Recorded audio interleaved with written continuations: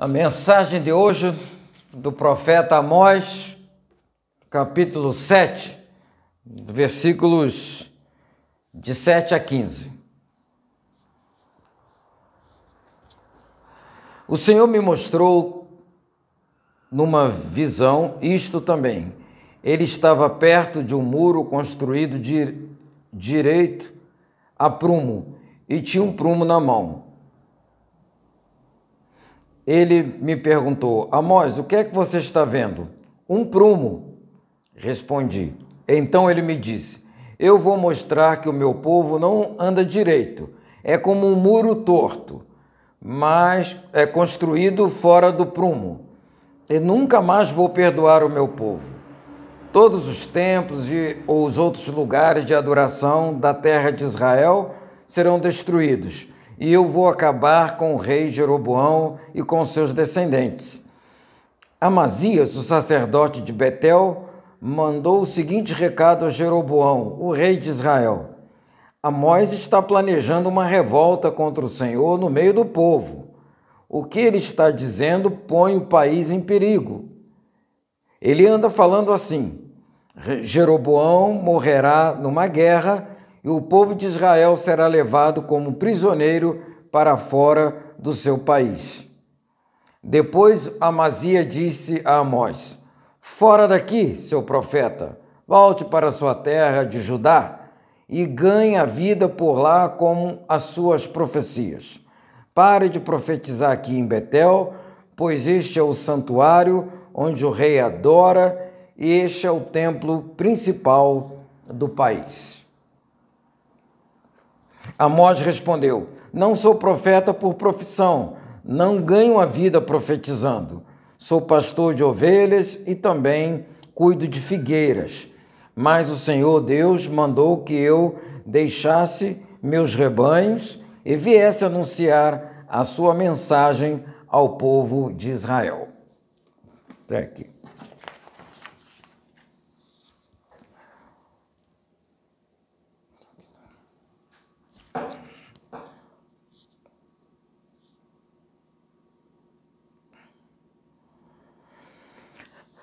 Você já se viu admirando um prédio muito alto? Desses que tem aqui perto da igreja, nessa região aqui, e fica se perguntando, né? Como pode um prédio daquele tamanho, tão alto, tão reto, tão bem calculado, né? Nós sabemos que existe um instrumento que permite construir um edifício desse tamanho. Aliás, é o prumo, né? Eu não trouxe o meu prumo aqui. Existe o prumo, naquela linha, que permite construir um muro, um simples muro da frente da casa e também um edifício, um arranha-céu de mais de 100 andares, né? É o prumo. Foi um instrumento que Deus mostrou para o profeta Amós. Mas antes de nós entrarmos no texto, vamos analisar o contexto, um contexto mais remoto, né? Vamos lá atrás, né? Para nós entendermos a situação do Amós que ele estava passando. Vamos começar lá da saída do Egito, do Êxodo. O povo de Israel saiu do Êxodo, liderado por Moisés, atravessou o deserto. Aí depois Moisés morreu, veio Josué. Então o povo conquistou a terra prometida, liderados por Josué. O Josué também morreu. Aí veio o período dos juízes, um período aí mais ou menos uns 300 anos. Acabou o período dos juízes, veio o período dos reis. Os 3 primeiros reis, Saul, Davi e Salomão, eles reinaram num tempo em que o reino estava unido, era um reino só, de norte a sul, tudo era Israel. Depois da morte de Salomão, o seu filho Roboão, nessa época o reino se dividiu, o reino do norte e o reino do sul. Ficou assim, né? O norte ficou com o nome Israel e o reino do sul que é só uma tribo, e mais a meia tribo de Benjamim, ficou a tribo de Judá. Então, Judá ficou ao sul, o nome Judá, e o nome Israel ao norte. O Judá, ele ficou com a capital Jerusalém. Aí, mais o templo, o palácio do rei, né? Ficou. E o reino do norte ficou sem, tinha que arrumar uma capital, um palácio para o rei, outro templo, e eles fizeram isso. Construíram depois uma capital chamada Samaria, né? E o sacerdócio do Reino do Sul, ele estava dentro da lei de Moisés, era conforme Deus ordenou. E o Reino do Norte fez estabeleceu um outro reino, estabeleceu um outro sacerdócio e se desviaram da lei de Moisés, dos mandamentos de Deus. Os reis e os sacerdotes, eles tinham que obedecer às suas dinastias. Todo rei deveria descender de Davi, da dinastia de Davi. Deus fez uma promessa para o Davi, que o seu trono não teria fim, que nunca, jamais faltaria sucessor para o seu trono. E Deus estava falando de Jesus Cristo, que viria reinar eternamente. Por isso que Jesus é chamado de filho de Davi. Não só por causa do Davi, mas por causa do trono, por causa do reino. E os sacerdotes também tinham que obedecer à sua dinastia. Todos os sacerdotes tinham que descender da dinastia ou da linhagem de Arão, o irmão do Moisés, né, da tribo de Levi, né? E assim ficou o Reino do Sul. O Reino do Norte, escolheram outros reis, outros sacerdotes, se desviaram. Não demorou muito também para se enveredarem pelo caminho da idolatria. Ao contrário do rei e do sacerdote, o profeta não precisava descender de dinastia nenhuma. O profeta, Deus que escolhia, qualquer um, pode ser de dentro do palácio, pode ser do campo, pode ser qualquer pessoa. E assim foi mesmo, né? E mesmo o reino do norte se tornando um reino e um sacerdote ilegítimo, mesmo assim o povo era o mesmo.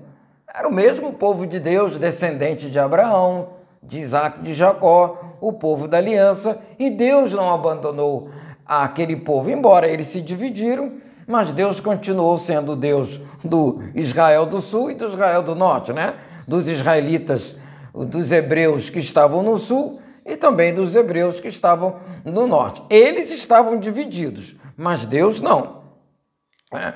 E criou-se uma rivalidade, né, entre as capitais. A capital do Reino do Sul, Jerusalém, e a capital do Reino do Norte, a Samaria, e depois uma cidade que eles construíram o templo, né, chamada Betel. Essa não era considerada a cidade santa, nem Betel, nem Samaria. Jerusalém é a cidade santa. E não é porque ela era uma cidade assim, muito diferente, ela era igual a outra cidade. Lembrando sempre que a palavra santo na Bíblia quer dizer separado, separado das outras coisas do mundo para cumprir uma tarefa especial, cumprir uma missão. Por isso que Jerusalém, ou toda a terra lá, é chamada de Terra Santa, por causa de Deus, do propósito de Deus. Em específico Jerusalém, por que Terra Santa, Jerusalém? Porque Jesus iria morrer e ressuscitar naquela cidade. Tem tudo a ver com o Filho de Deus, o Messias, o Salvador. Não a cidade em si tem alguma coisa bonita, tem alguma montanha, alguma árvore, nada. É só por causa de Jesus. Mas a mensagem de Amós, uma mensagem dirigida a um país inteiro comparado a um muro torto. O país inteiro comparado a um muro torto, se o muro está torto, aquele muro vai cair. E caiu mesmo, né? E essa era a mensagem do Amós para o Reino do Norte, para Israel. esse reino vai cair, vai sucumbir, né? O rei vai morrer, o povo vai ser levado cativo. E este era o exemplo do muro torto. Podemos lembrar também, comparar brevemente com um exemplo de uma camisa. Alguém vai abotoar uma camisa, né, de baixo para cima, e começa o botão na casa errada, aí um botão, o segundo, o terceiro, na metade já dá para ver que a camisa está ficando meio torto, né? Já está ficando torta mesmo, né? E se continuar, vai chegar aqui e não vai conseguir completar, abotoar toda a camisa. Então é preciso desfazer tudo e abotoar direito a camisa até a camisa ficar fechada. O Reino do Norte era um muro torto que precisava ser consertado, né? Mas tinha uma pessoa lá no Reino do Norte causando muito alvoroço. Era o sacerdote. O nome dele, Amazias. Além de estar exercendo um sacerdócio pirata, ilegítimo, ele ainda estava induzindo o rei e todo o povo a desobedecer a Deus, a estar num estado de rebeldia contra Deus. E o profeta Amós está lá alertando, levando a mensagem de Deus, mas o sacerdote pirata, ele está ajudando a manter o muro torto. Ele não gosta do Amós, ele não gosta daquela mensagem, porque se o povo se converte, se o rei se converte, o trabalho dele como sacerdote não existe mais, porque o sacerdócio está lá na cidade de Jerusalém. E você sabe o que significa o nome Amós? Todos os nomes da Bíblia têm significado. O Amós também tem um significado no nome dele. O significado do nome Amós quer dizer fardo. Fardo, não peso, né? Fardo ou também um carregador de fardo. Todo profeta que tinha que entregar uma mensagem, e essa mensagem não era recebida, era muito difícil ser profeta. É muito bom ser profeta quando as pessoas ouvem e aceitam a mensagem do profeta. Se a oposição, aí fica muito difícil. Mas não era só, o fardo dele não foi mais pesado do que o fardo de Jesus. O Jesus, sim, carregou um fardo muito pesado. Jesus carregou na sua cruz o fardo de todos nós, do mundo inteiro, de toda a humanidade. O Amós carregou um fardo pequeno, só dos hebreus, só daquele povo do seu tempo.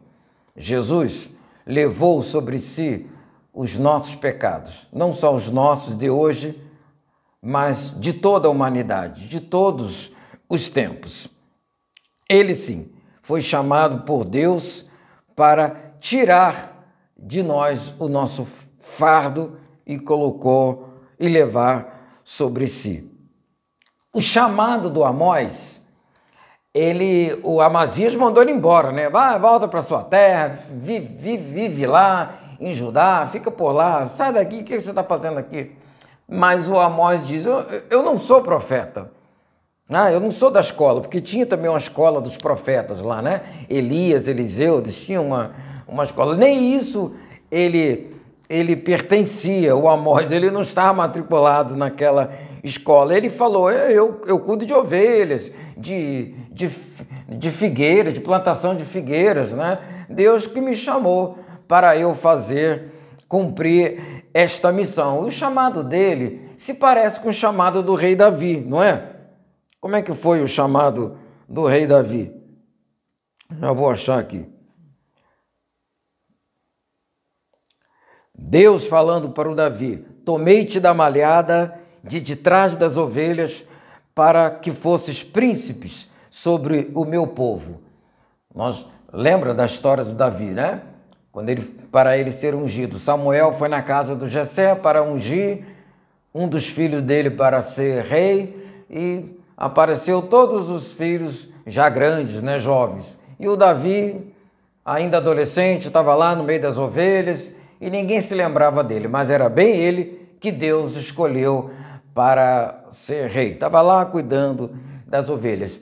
E esse tipo de chamado também nos faz lembrar dos discípulos. Eram simples pescadores e Jesus foi passando na praia e chamando: segue-me, segue-me.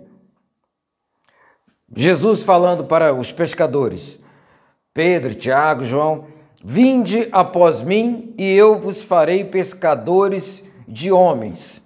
Então eles deixaram imediatamente as redes e o seguiram. É o chamado de Davi, o chamado de Amós, o chamado dos discípulos e também é o chamado da igreja. Cada um de nós foi chamado estando no seu ofício. Não precisamos deixar como eles fizeram, né? Os discípulos deixaram as redes de pesca, o Amós deixou lá a sua plantação de figueira, o Davi deixou os rebanhos, né? Porque não fomos chamados para ser aquele tipo de profeta, para ser aquele tipo de rei e aquele discípulo e apóstolo de Jesus. Mas fomos chamados para sermos seguidores de Jesus, para sermos servos deles e junto com eles também transmitirmos uma palavra profética para este mundo. Você já ouviu alguma vez alguém referir-se à igreja como voz profética? Sim, também é possível, né? Muitas vezes a igreja é chamada de voz profética no mundo. Por quê? Isso não quer dizer que os crentes têm que ficar aí adivinhando o futuro, né? Avião que vai cair, a celebridade que vai morrer, não é adivinho. Nós precisamos adivinhar nada. O que Deus quer revelar já está revelado na Bíblia, o Apocalipse já revelou tudo, né? A missão da igreja é anunciar a mensagem salvadora, anunciar o Evangelho. Essa é a voz profética da igreja. E quando nós olhamos para o mundo hoje, será que o que tem no mundo que é comparado a um muro torto que está prestes a cair? Olha, nós estamos atualmente passando por essa crise, por essa pandemia, e nós podemos perguntar, né? O que está errado no mundo? Por que essa crise? Por que esse vírus? Por que essa doença? O que está torto? O que está errado? O que precisa ser consertado? Tem muitas respostas por aí, mas vamos olhar na Bíblia o que está errado com a humanidade. Vamos também olhar para o meio ambiente e perguntar, né? O que está errado? O que precisa ser consertado? O que precisa ser restaurado? É só na natureza ou é no ser humano também? Mais no ser humano do que na própria natureza. E o que também podemos dizer da situação do mundo, né? Pandemia, doenças, o meio ambiente e a situação moral e espiritual que este mundo está passando. O que precisa ser consertado? Como ser consertado? Olha, a mensagem do Amós tinha também uma palavra de juízo iminente, né? O rei vai morrer na guerra e esse povo vai ser levado cativo. Mas olha, o Evangelho também tem um conteúdo de juízo final, né? Jesus mesmo ensinou falando sobre o fim dos tempos. Mas a missão da igreja não é julgar o mundo, é anunciar a palavra de salvação. A igreja não é julgadora. Os cristãos não precisam julgar o mundo, se precipitar e dizer com uma pandemia dessa, uma crise dessa, é um juízo de Deus, é Deus que está fazendo isso, é Deus que está agindo assim, Deus está... Não precisa disso, não precisamos disso. A voz profética, essa voz é de Deus. O sujeito da voz é Deus. E o prumo de Deus é o Senhor Jesus Cristo, é o Evangelho de Jesus Cristo, é o Evangelho que traz as pessoas de volta para Deus. É o Evangelho que apruma a vida daqueles que foram criados à imagem e semelhança de Deus. Jesus é o prumo de Deus e nós estamos com Ele. E nós somos os seus os seus serventes. É uma palavra bem interessante, né? Nós somos seus servos, né? Servente de obra, né? Peão, somos nós, todos que fomos chamados para entrarmos nesta missão com Deus. Cada um com seu fardo, né? O Amós tinha o dele, o Jesus também tinha o seu, e o Jesus mesmo falou: tome a sua cruz, cada um, e siga-me. Tome o seu fardo e siga-me. Lembrando que a nossa cruz não é aquela cruz pesada que Jesus estava carregando. Mesmo com a nossa cruz, com o nosso fardo, mas sendo servos daquela voz que chama para Deus, a voz que chama, que anuncia a salvação, que anuncia misericórdia, que anuncia graça e a vida eterna. Amém?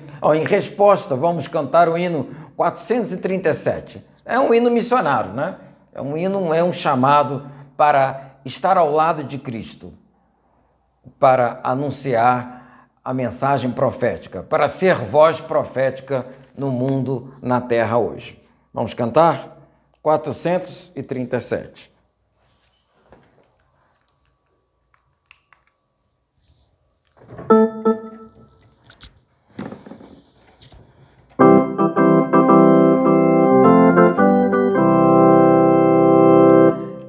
Quem de Cristo ao lado, quem está ao lado do bom Salvador, pronto a dedicar-se hoje ao seu Senhor, tudo abandonando e a Jesus seguir, encarando tudo quanto possa vir.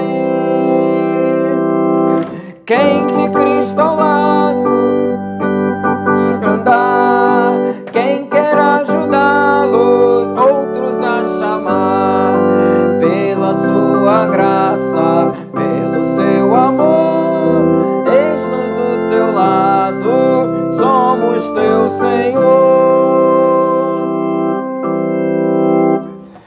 Não ambicionando honras ou poder, eis-nos todos firmes para combater.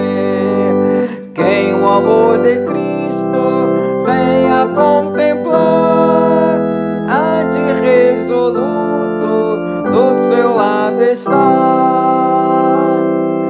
Quem de Cristo ao lado hoje quer andar, quem quer ajudá-lo, outros a chamar, pela tua graça, pelo teu amor, eis-nos do teu lado, somos teu Senhor. Não com ouro ou prata, ó Senhor Jesus, tu nos redimiste, foi por tua cruz, e com o teu sangue, sangue remidor, tu nos resgataste de uma vez, Senhor.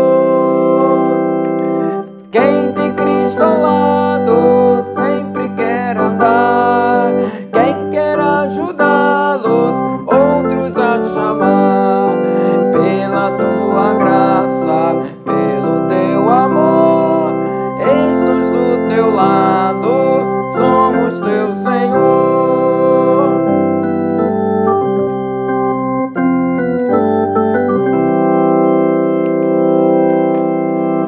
A peleja sempre dura nos virá, o inimigo forte nos combaterá, mas onipotente é o Rei dos Reis, a vitória é certa para os seus fiéis. Quem de Cristo ao lado sempre quer andar, quem quer ajudá-los, outros a chamar, pela tua graça, pelo teu amor, eis-nos do teu lado, somos teu Senhor.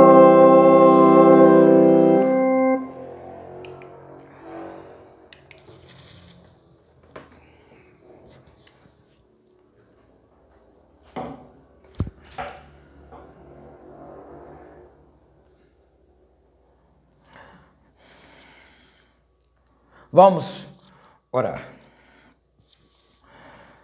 Senhor Deus, Deus bendito e Pai de todos nós, nós somos teus filhos e filhas na fé no Senhor Jesus Cristo.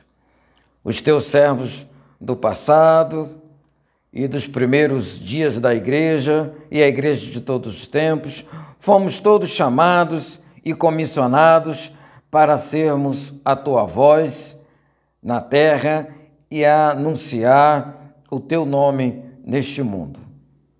Enche-nos, ó Deus, de coragem e dá-nos também amor pelas almas, assim como Jesus exerceu amor e compaixão, até mesmo pelos seus inimigos.